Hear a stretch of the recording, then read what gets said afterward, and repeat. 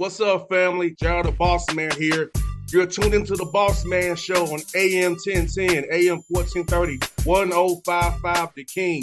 Check The King out at 105theking.com and the Bossman Show at bossmanshow.com. Hit me up on Instagram, The Bossman Show, Twitter at Bossman Show, and Facebook, Bossman Show. It's the Bossman on your radio. Listen to the Bossman Show with your host, JR, Saturdays at 9 a.m. right here on AM 1010, The King. What's up, good people? BetOnline is your number one source for all your betting needs.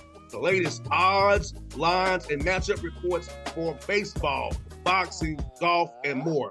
BetOnline continues to be the fastest and easiest way to place your wagers, including live betting and your favorite casino and card games available to play right from your phone. Head to the website or use your mobile device to sign up today and get in on the action. Remember to use your promo code BELIEVE, BLEAV, for your 50% welcome bonus on your first deposit. BetOnline, where the game starts.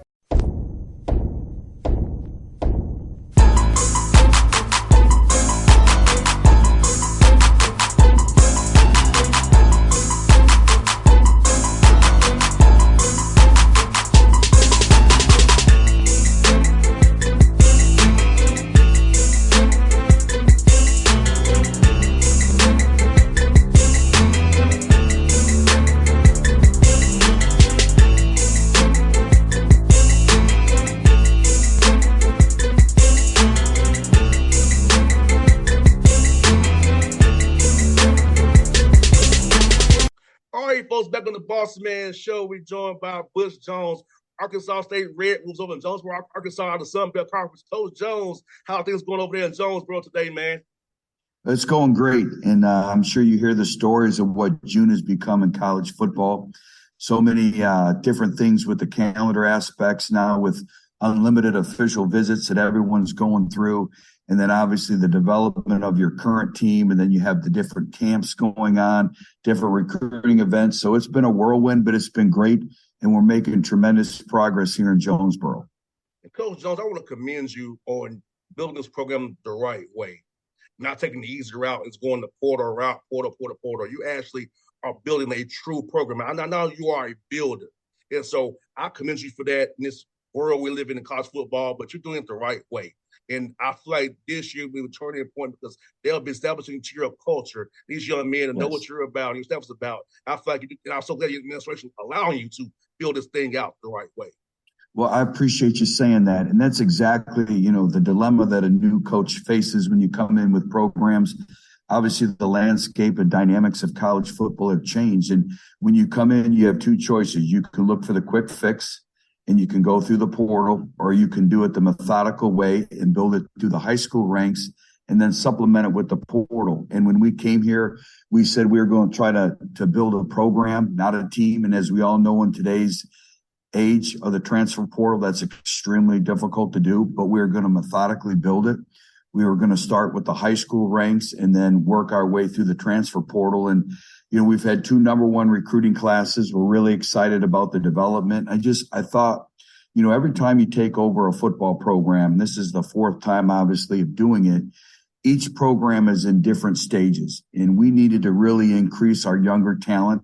We needed to build some foundational pieces. We needed to start from ground zero. So we were able to do that. And then obviously work our way with the transfer portal as well. But we're excited where we're going.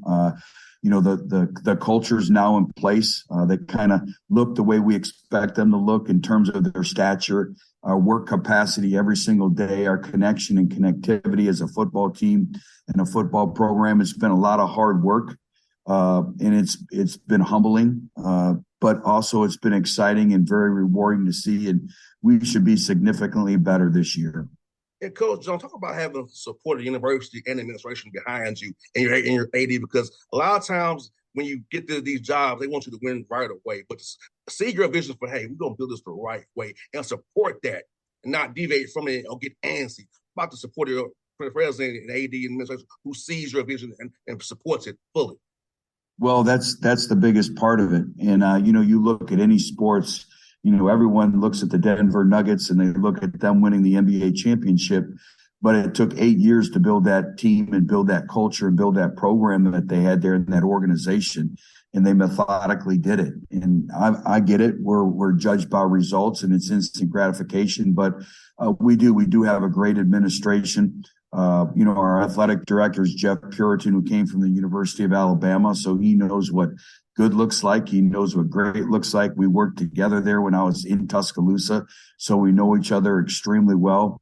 But we have a great supportive university here. Our chancellor, Dr. Todd Shields, is new as well.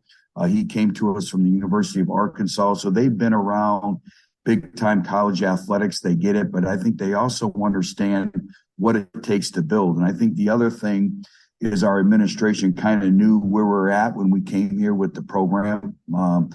It is what it is. And you have to put your head down. You have to work every day. So it's great and great comfort knowing that you have the support of them and they know what you're going through and they're willing to do whatever it takes to win and get the program where we need it to be. And Coach Jones, this time of year for me, when I was at Tennessee State playing, I always felt I was a better player in Nashville than I was when I was in Atlanta because I was around my teammates to push me to go harder in workouts, go harder when we're doing sprints, go harder up the steps when we're doing gassers. So talk about having your guys on campus, only having one class or so, they can focus on being a football player and getting bigger, stronger, and faster, and mentally getting ready to play a game of football this fall camp and into the fall here, knowing getting their mental games better as well as their physical games as well, Coach Jones. Well, that's where summer is really, really important, and so much is your psychological disposition. And, that mental toughness, that strain, the effort.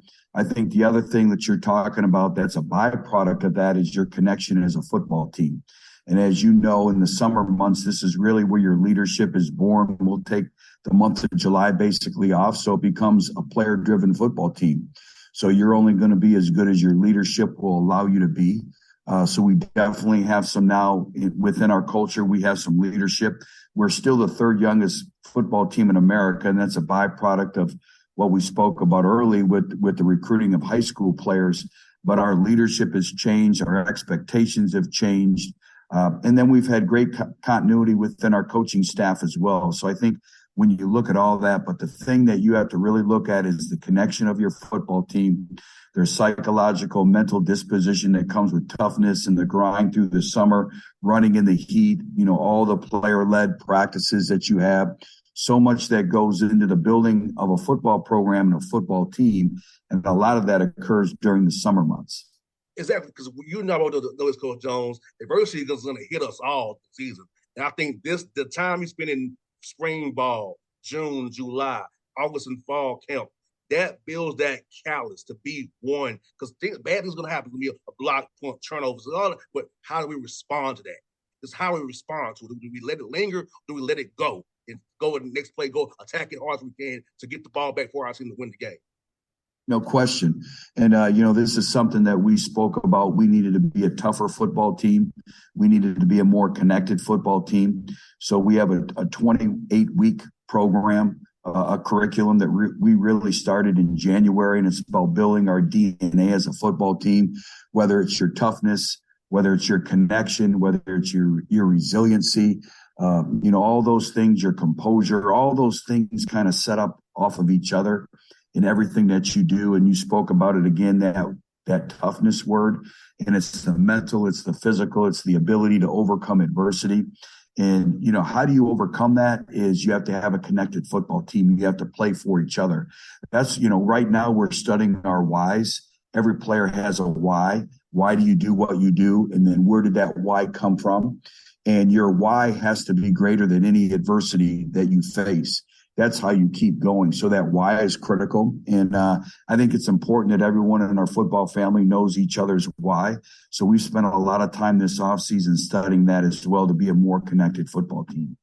And Coach Jones, it's funny to say about the why, because I'll tell you about my two sons. My sons asked me, Dad, why do you do the radio show every day? Because I said, I want to serve others and help others people because I have a platform that I've been blessed to have for 14 years. But it's funny that my two sons, 8 and 4, are asking me why already at their young ages about why I do what I do and why did granddad do what he did. So it's seeing you say, asking about the why. It's seeing my two sons ask me the same thing this weekend. It's like, it's touching to me that like, these kids 8 and 4 years old have been in their minds already of what why is. Well, that's, that should be pretty rewarding for you that they're thinking that way, but everyone has a why. But again, why do you do what you do? And then when times go tough, when you talked about adversity, is that why has to be greater than that? And then where did that why come from? And then what individuals in your life, like your father, keep you on your why, keep you doing what you do? So again, I think that's been the exciting team. And I think that's been part of our growth and maturation as a football program, not just a team, is to see our entire why grow as well. No doubt, Coach Jones. And also, Coach, I feel like when you're a connected team, those close games, Coach, last year you had some close calls that you could have won some games. So I feel like with them getting a year older, more mature, mentally more mature, haven't had that memory in their brain to say, I've seen this before, that they can execute when it counts. We all know the smallest plays in the first quarter, face the fourth quarter too. Every play matters in a football game, every phase of the game. So I feel like your young men getting those reps last year will help them this year execute those close games and win them for you, because you had some close calls last year. I feel like the record is not what it could have been, but people should watch the film and see. You all played hard, had chances to win many games last year. Well, it's like you've been in our staff meetings and been in our team meetings. That's exactly what we spoke about, the ability to play winning football on a consistent basis. And we could play winning football for about 3 quarters, 3.5 quarters, but I didn't think we had the competitive stamina. We didn't have the competitive depth to be able to withstand 4 quarters of football. And as you know, the Sun Belt Conference in probably the last 3 to 5 years has drastically changed. It's one of the most competitive conference in the country. We had 8 games where we were leading in the fourth quarter. And so now it's the ability to close games out. And you talked about being a year older. We've also talked to our team. We just can't be a year older. We have to be a year better. What you did last year as a football player is not good enough. We have to do more. We have to expect more. Our standards, our principles, our values. So you're right on with everything. We were in every game right till the mid-fourth quarter. So now what do we take from those experiences? How do we apply them in moving forward? The other exciting thing is we have 37 new faces on our roster. So again, when you look at having 85 scholarship players, 37 are new individuals. That's why no two teams are ever the same. Every year is a new leadership opportunity, a new opportunity for individuals in your program as well. That's why this summer, when we break for July here and our players take over our program, the leadership has to be the best that it's ever been. 100%, Coach. And I feel like, Coach, this is so good. It's so great that you do this for your players to give them opportunity to lead. Because I know sometimes you don't have opportunity to lead. Some coaches don't let guys lead.